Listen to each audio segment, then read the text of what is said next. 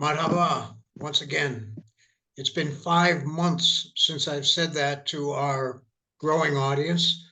This is historian Dr. Jack Dempsey from America, but living in Crete nowadays. And my brother and friend with me here is Muhammad Jihad Ismael, Palestinian historian and writer living in Gaza, if that's not a complete contradiction in terms. Today is Monday, March 18th, 2024. We just managed last week, when Muhammad was able to return to his home in Deir al Balah from Rafah, we just managed to make a video where he began to talk about some of his experiences, and we're going to continue that today. So Muhammad and I thank you, both of us, deeply from our hearts for tuning in, for listening, and to hearing the Palestinian point of view that our programs have always tried to promote. If you'd like to know more about the Ismael family, you can see a lot about their life before October 7th, as well as during and after, at jackdempseywriter.wordpress.com. jackdempseywriter.wordpress.com. Lots of photos, lots of material, news connections, and so forth that I think you would find powerful and interesting. Muhammad, I'm going to say something that is very strange to say, considering what you have been through for the past 5 months and more, but welcome home. You went from Deir al Balah in your house to Khan Younis, where you lived in a UNRWA shelter at a school for several weeks. Then you were told by the Israelis to move to Rafah. The life there was incredibly impossible in every way. And so you and your family made a 13-kilometer trek by foot back to your home. What were you thinking? Why did you decide to come back to your home before things are in any way certain about the future, Muhammad? What were you thinking? Why did you want so much to come home? Yeah, thank you, brother, for this opportunity. I missed you so much, and I missed our beautiful program here. So did we. It was long, yeah, it was long time before we make this new meeting today. In fact, brother, we decided to leave Rafah and to make this adventure, which is coming back to Deir al Balah, because recently everywhere in Gaza Strip became risky and dangerous. So there is no superiority for one place upon the others. Everywhere is threatened, is dangerous. So you have to make some sort of adventure. You have to take a strong decision. And we used to take this decision, which is coming back to our house here in Deir al Balah.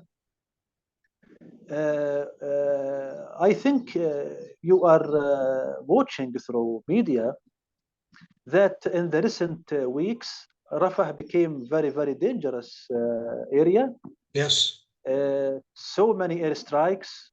The artillery doesn't stop targeting Rafah from the early dawn until the midnight, beating everywhere. Each square meter in Rafah is threatened from the artillery, from the airstrikes. So we decided to come here to Deir al Balah, and I told my parents, if the Lord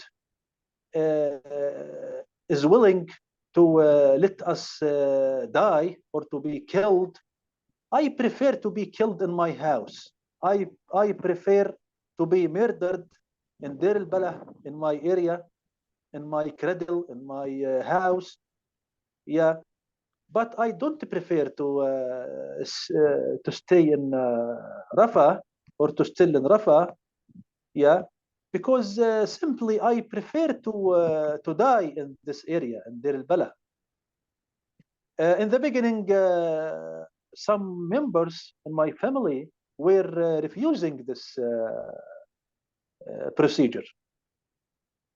But finally, you know, we are democratic family. Finally, the majority has voted for this decision, which is a crazy adventure. Yeah, you are leaving a dangerous area to another dangerous area. Yeah, but as I told you, we have another choice. You have to make this adventure, and you have to conduct this decision. You felt that you had to go where your heart is. Your home is that, your heart is in that home. I know that your family was originally banished from Shaphir, the country village, in 1948, and have been living as exiles in Gaza for the, what, 75 years since then. And then you have your own version of this journey. Can you describe who was with you? I know there was your wife, Gada, your son Jojo is about 6 or 7 years old. Your two little daughters, about 3 years old, toddlers, Lena and Dina. And who else in your extended family traveled with you? This was a 13-mile walk overnight. What was that walk like, Muhammad? What kinds of things did you see and what happened?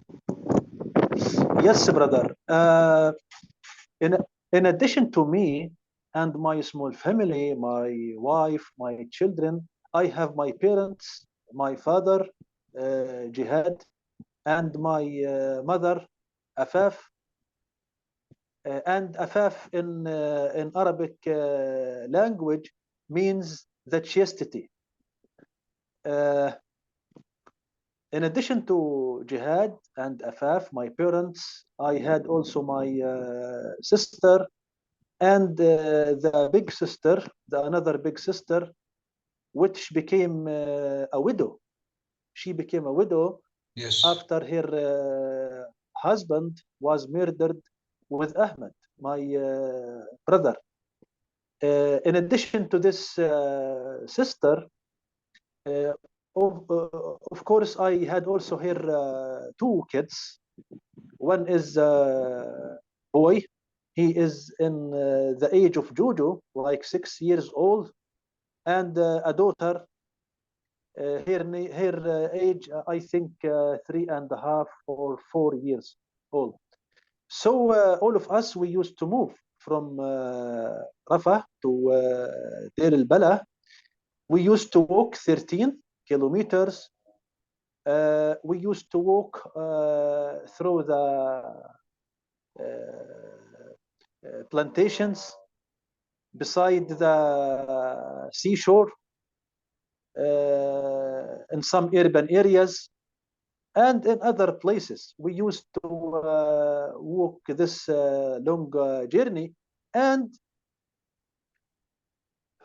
during our walk, we watched so many shocking scenes. We watched, of course, hundreds or thousands of demolished houses. We watched some dead bodies thrown beside the road. We watched some bones. I don't know whether they are human bones or animals' bones. We used to smell the fragrance of death everywhere. And you And said of that course, the most there were important thing. there were 4 times that you were being shot at, Muhammad? Bullets going Yeah, over you? yeah. The bullets were hovering over our heads. One of the bullets used to hover over my head with like 20 or 30 centimeters only. Wow. Yeah, yeah, yeah. Even my hair used to move. Wow. Yeah, That is yeah, close. And yeah. anybody who's seen a war film knows that a bullet will just zip right. You never even know that it's coming. Exactly. I thought this bullet was hitting me, and I stayed some seconds like shocked. I used to think with myself, am I survived or I didn't believe that this bullet didn't hit me, you know. Yeah. And did you Yeah. rest? Did you rest and sleep beside the road at night, or did you keep moving all the time? No, of course, we hadn't the ability to stop or to have even a seat, not to sleep, but even to have a seat. You cannot have a seat. You have to continue your walk. You have to move to continue your move because you will be targeted.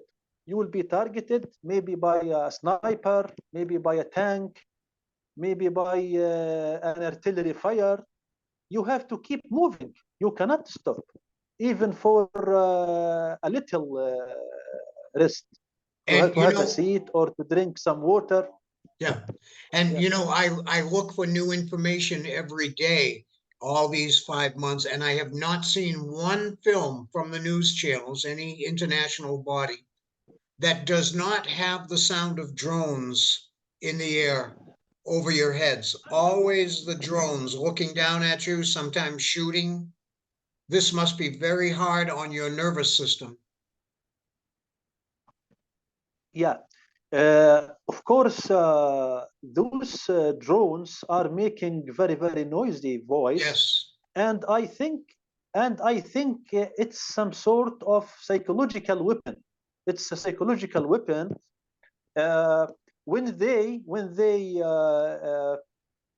hover those drones in your sky over your head, they are destroying your nervous system. So it's a psychological weapon. and Sometimes you used to, yeah, sometimes you used to scream, to shout, stop, doing like this. You cannot bear hearing this voice. yes, and it's two or three ways. I mean, one, you know that they're looking at you at every second and every move that you make.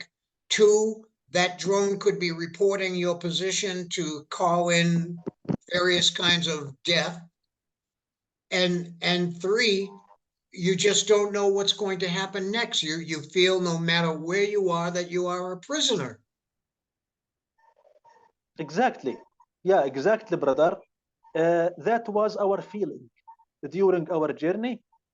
We were fearing and afraid from this drone, and we had dozens of drones, not only one or two or three. Of We course. had dozens, of drones Yes. where, their voice, their voices were overlapping, making unbearable noise. As Yes. I told you, it destroy your nervous system. Yeah, and I think we have to differentiate between two sorts of drones. The first one, it's a reconnaissance Yes. drone. They use it to make some sort of espionage, exploration, just to search for the targets, to monitor you. Yeah, and the second sort is an offensive drone. Yes. It make shooting. It throw bombs like small grenades Yes. over you, and they call it a quadcopter. They call it a quadcopter. It's Quadcopter. very Yeah. small. Yeah, it's very small in a size of a little table. Yeah, and it fly and it goes in very tight places, like it go through window, go through Yes. door. Yeah, so it's very dangerous drone. And as I told you, it's a killer. It's a killer drone. Yes. Now, for all that, Muhammad, in your journey, which I can hardly imagine, you even had to take a drink of water or a bite of some kind of food while you're moving, while you're walking, carrying the children, no doubt, for most of that journey and taking turns with handling all the things that you needed to keep with you. I'm trying to imagine now the moment when you came home. You came around a hill or a street corner and you saw your home again. At WordPress, we have shown what that home was like, how we have repaired and improved it, how happy the family was to be living there for all of 3 or 4 months before the war began, and the situation that we saw called normal there. Almost no electricity, shortages of food, no clean water, lack of medicine, danger everywhere. So you knew it was going to be the same, Mohammed. But when you first came and saw the house, what went through your mind and your heart? Did everybody cry together? I would. When we have approached the house, when uh, when the house just came to our side, like some few hundred meters away from the house, Yeah. away from the fence of the house. Of course, we used to cry. We cried a lot. My tears have covered my beard and even my neck. I used to sink in my tears because I remembered my brother. I remembered my brother-in-law. I remembered the night of the white phosphorus, the night of our exodus, the night of our exodus when we were expelled. It was very, very, very terrible night. In You that had to night, leave. You had to originally leave the house of Deir al Balah because Israel was dropping bombs, including white phosphorus, in your area. If you get that on you or on a building, it burns itself. So yeah, that was what drove you out. And when you come back, what was your feeling? How did the house look? Could you see severe damage? A little bit? What has it been like for you since you're back there now? yes, I mentioned what normal life is and how does it compare with now? yes, yes, yes, brother. Here in the house, we are lucky to have no total destruction, but we have partial destruction. The house or the building was struck by three tanks shells, Well, and also we have some bullets from the quadcopter. Yeah, we have some bullets in our walls. We have some broken windows, some broken doors. We have a little fire, but not in my house, not in my apartment, but in the basement of the building. We have a little, we had a little fire, and we are lucky because this fire didn't find anything to eat and to expand more and more. yes, Yeah, yes. yeah, it was limited fire. It didn't expand to the upper stories. Generally, it was a partial destruction. Some You parts of mentioned the I'm sorry to interrupt. I just say when we talked last, you mentioned that you were not able to use the key to open the front door, that it had become jammed from the shock of the impact of the firing. There was very heavy fighting in Deir al Balah, by the way, over a month ago, maybe even more recently. But when you went in, Mohammed, did the house look as though soldiers had come in and ransacked everything and looked through everything and threw everything down? Was it a mess? What? fortunately, the infantry troops didn't arrive to this place. they didn't enter to the building or to our apartment in particular. But as I told you, all of our damage was due to the tanks fire, the tanks shells. Our rooms are good. At one of the rooms, we had only like three or four bullets in the wall. Some signs of some signs of bullets. The door was destroyed, not destroyed, but was like we used to bring a carpenter, and the carpenter has informed us that you need a new door because this door is not valid now. So you have to replace it with a new one. We have also two broken windows. I think this is all the damage which we have in the apartment. You know, I've said it many times, Muhammad, because your life is so incredible and not normal that it sometimes seems as if angels must be hovering over you and protecting you and the family and your home, because everything else in Deir al Balah is destroyed, is it not? Yes, brother. Yeah. Most of our neighbors' houses are totally demolished. They Wow. became like heaps of rubble. They became like hills and heaps of rubble.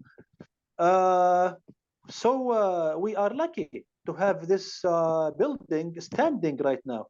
And more than 125 of your Deir al Balah neighbors were killed during the fighting there, as if they had made the same decision. They wanted to stay home. They wanted to be home and let God decide what happens. Yeah, now they are exceeding 200. Yeah, Wow. now we have more. Yeah. Now we have more than 200 of our neighbors just in our street were killed because recently, 3 days ago, the artillery fire has killed like 11, a new 11 victims here in this place. So they're in Deir al Balah now, where supposedly the fighting has subsided, but the Israelis are still shelling with artillery and otherwise attacking here and there. Yeah. Especially in the night, in the night, and in the midnight, we have a daily dose of artillery. Well, we were glad to hear that you still have the good batteries for the power of your house, which I'm sure you're using now, right? But I'll bet that you keep the lights off at nighttime, do you not? So that you do not Yes, attract brother. attention. Yes, of course, brother. Yeah, this is what we are doing. We used to turn off all the lights, and we used to sleep in a total darkness. And I imagine, tell me about getting food and water now, Muhammad. It used to be so difficult before this war. It must be 10 times more difficult now. I heard you mention a market where they are selling things with very absurd prices. What's going on there? Why aren't you receiving the aid free? Why do you go to a market when shouldn't they be handing out the aid packages free? It came free. Yeah, How are you getting your we food and have water now? Excuse me. yeah yeah we have a big shortage of food in the market. Of Most of course. the food most of the food sorts or kinds are missed from the market. Uh, the available sorts or kinds are very expensive. You have to pay a lot of money in order to feed yourself and to feed your family. To whom? Uh, Who are you paying the money to, Muhammad? uh, How do these people get yeah, the right to sell it to you? yeah. Most of the goods which we are buying from the market are originally aids. Aids are Right. sent to Gaza in order to be distributed for free, not to be sold. And you can see a And photo, you can see a photo at the WordPress site, jackdempseywordpress.com, of some of the food, a can of chicken luncheon meat about the size of a can of tuna, and it says big letters, not for sale, not for sale. And they are selling it. So Mohammed, who are the people that are taking the food and making money off it? Who is that? Is it Hamas? Is it regular yes, people that steal the food and then sell it? Why doesn't anybody stop them from doing this? yeah, it is Hamas. Hamas is responsible on all of this corruption. They are selling us all the goods, all the sorts of food, and as you just saw on the image, always you read these words or this phrase, not Yes, for sale, and it is written in a capital letters, not for yes, sale. yes, and But, also in Arabic. unfortunately, yeah, of course, and also in Arabic. But unfortunately, we buy them, and we pay money for the merchants of Hamas. Yeah. And do they explain why you have to pay for food that came to them freely? This is Hamas. This is Hamas. Whether in peace or in war, Hamas always is doing their hobbies. They are selling the aids And always, not only in war but also in peacetime. yes, you mentioned that before the war, Gaza was receiving free petrol from Egypt to run its electrical power plant. The petrol was coming free, and Hamas arrogated that and was charging everybody in Gaza money for their electricity supply. So they use all the aid to, and what do they do with the money, Mohammed? What do they do? Uh, of course, they doesn't make anything for the sake of the people, for the sake of the ordinary people. They are taking those money for themselves, for their leadership, for their members. Yeah, they consider them. They consider themselves like a family. They are a family. Hamas is a family, and the rest of the people are strangers. So all of us are strangers, and only Hamas is the family. So their loyalty is only for the family, which is Hamas, not for Palestine, not for these people. So Mohammed, how do you manage? How do you manage to get some money to pay for your food each day? Food and water, these things you must have. How do you manage to get them? I were lucky. I were lucky to take a good amount of money from my publisher. He published 4 books for me. When this war get started, he phoned me and he told me, Muhammad, I know that you are suffering in this tough situation. I asked my accountant. I asked my accountant to collect your money and to send them to you. He sent me like 1,000 USD. In addition to this amount of money, we sold 3 rings, 3 golden rings for Gaza. And in addition to that, my father has given me some money. He received some support from his relatives. They are living abroad, and like that. I see. So is it possible for my wife Angela and I to send some money? Uh, now it's not possible because we haven't banks, we haven't agents for Western Union or MoneyGram, I see. because everything is destroyed. All the banks, all the exchange offices, all Yes. the all of these places were demolished, so you cannot receive money from abroad. Yes. Mohammed, as our time goes, it's amazing how fast these talks go. We have about 9 minutes. I'd like to ask you two questions. One, tell us about what your wife Gada and the children are expressing to you about what has been happening with all of you. What kinds of things do they say or do they do that shows you how they are feeling inside? Jojo started to think in a melancholy way, in a very dark way. He was thinking that all the world is witnessing war and killing. I remember at one night in our tent, Jojo has asked me, Papa, I want to ask you about Uncle Jack. Is he still alive?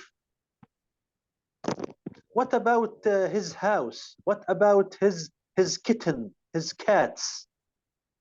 Tell me, is he alive?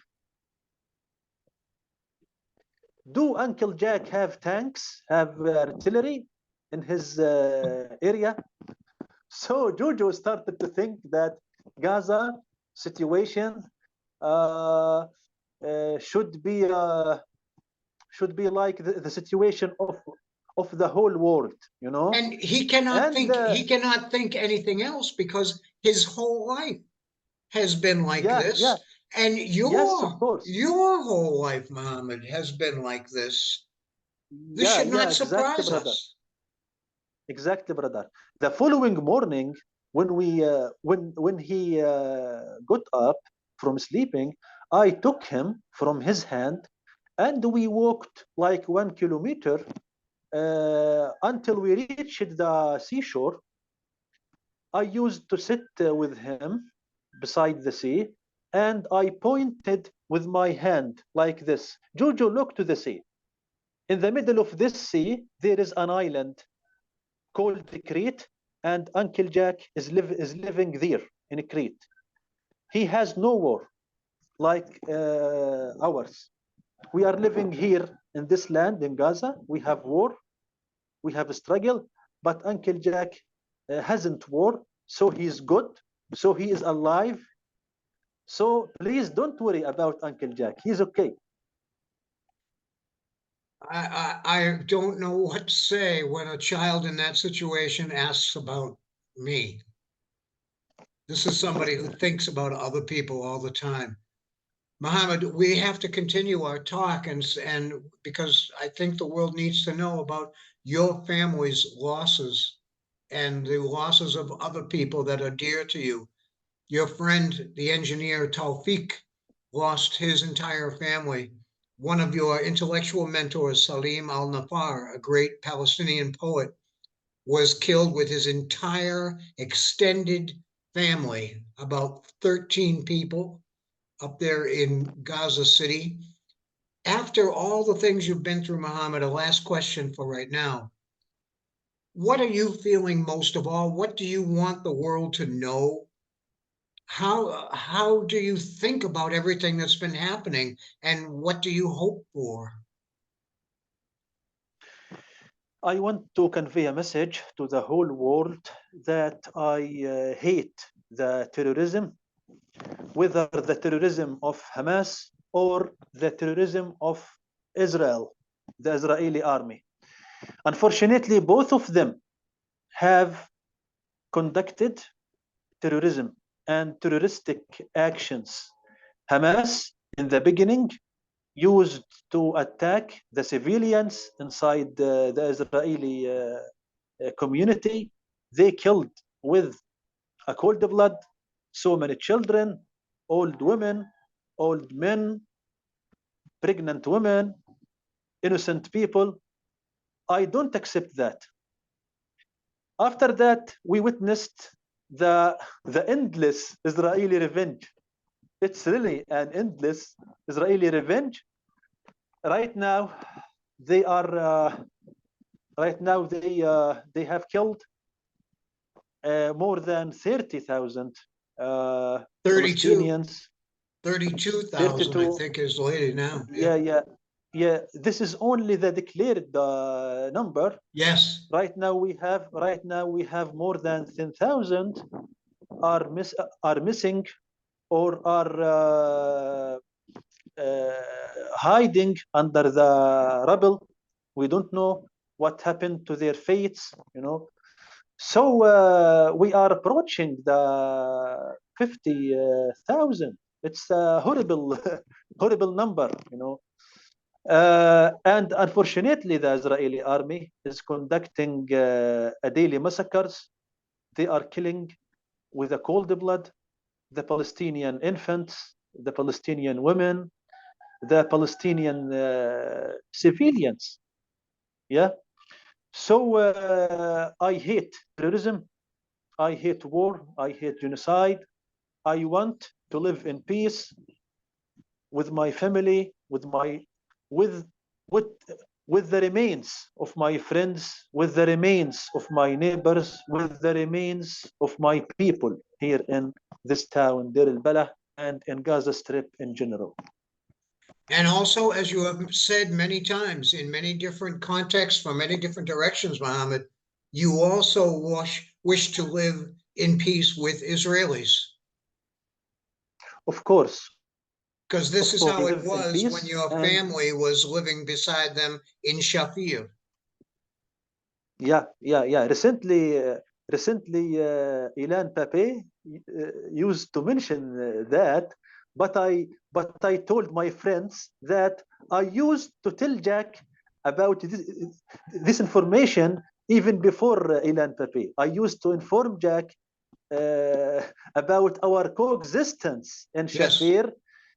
We had the Jewish synagogue, the Christian Orthodox church, and the Muslim mosque. In every major Palestinian town, that's how it was. And there's a film called The Land Speaks Arabic. The film called The Land Speaks Arabic at YouTube. It's free.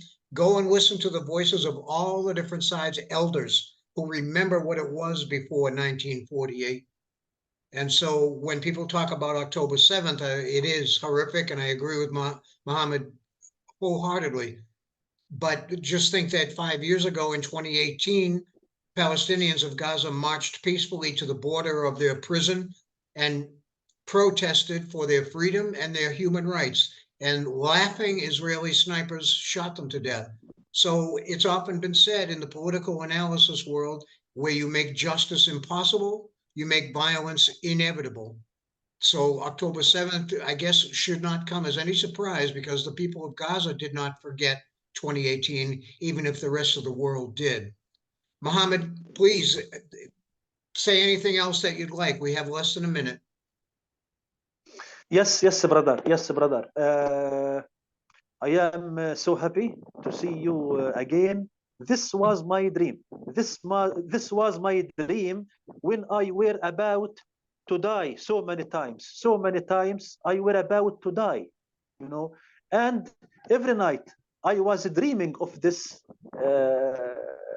chance, of this opportunity, which is to see you again and to talk with you again. Believe me, this simple matter was a big dream for me. Ladies and gentlemen, thank you very much for listening. We're going to make another discussion very soon. And thank you and bless you, brother.